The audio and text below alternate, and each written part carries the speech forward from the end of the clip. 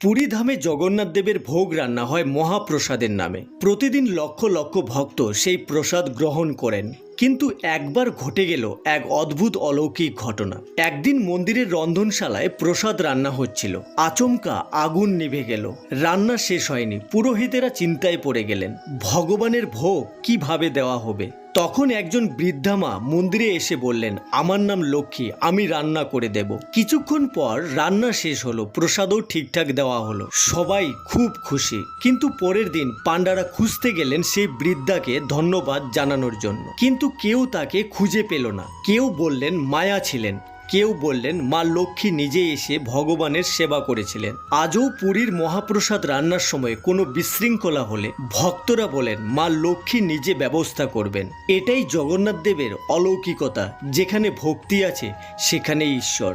Comment সেকশনে জয় জগন্নাথ অবশ্যই লিখবেন।